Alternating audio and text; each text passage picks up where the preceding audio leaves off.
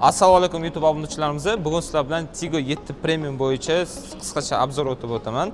Xarakteristika, рассрочка har bitta qulay anaqalarini o'zining jihatlarini sizga ko'rsatib o'taman. Qarang, bu na данный момент premium pozitsiyasi. Premium pozitsiya bularning o'zi 7 Premiumning 3 ta pozitsiyasi bo'ladi. Bugun 7 Premium imенно ikkinchi pozitsiyasini sizga obzor qilib ko'rsatib o'taman. Birinchi jihatda ko'rsatadigan bo'lsak, bu Restyling 2026-yil varianti. 25 bilan nima farqi bo'ladigan bo'lsa, oldi облицовкада уже yaqol ko'ringan. Ancha tumankalar o'zgargan, faralari ham boshqacha. S8 benziniga o'xshab ancha bagati ko'ringan. Bularda kelganlik ana qiladigan bo'lsa, diskasi o'sha dizayni ham o'zgargan. Oldin boshqasini razmeri o'sha qolgan, diskasini o'sha dizayni sal o'zgargan. Lekin основной fishkasidan yaxshisi o'zgargan tarafi menga o'zimning yoqqani korobkasi robotizirованный, более умныйroq, ekonomичныйroq bo'lib chiqqan bo'ladi. Salon qismiga keladigan bo'lsak,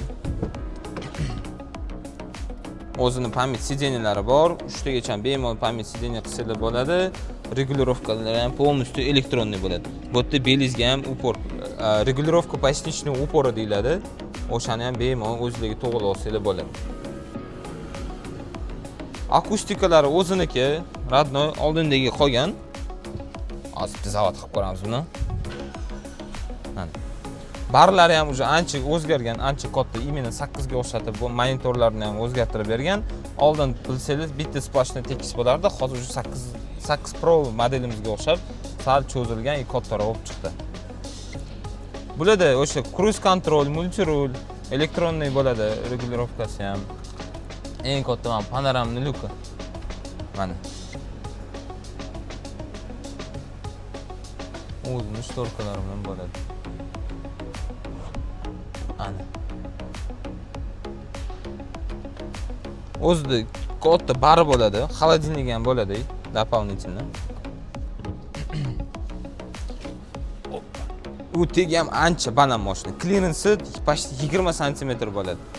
20 sm. Orqasida ham bundoq keladigan bo'lsa, orqasida обогрев tizimi ham bor, isitish tizimi ancha qishda sizga yordam beradi. Bagaj qismiga keladigan bo'lsa, orqaning dizaynini bitta ko'ring. Eskisidan уже ancha farqlanadi. Elektronniy bagajlik bo'ladi, o'zi ko'tarilib, o'zi ochadi. 475 litrli объем bagajnika bo'ladi, o'zida katta. Komplektatsiyada unaqa shtorkalari ham chiqadi.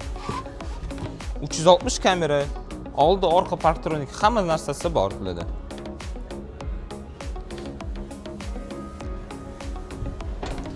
Farasi полностью splashdan yonadi bo'ladi. Aytib o'taman, bularga hozir usloyamiz bor, рассрочкаlarimiz 15% bilan boshlanadi.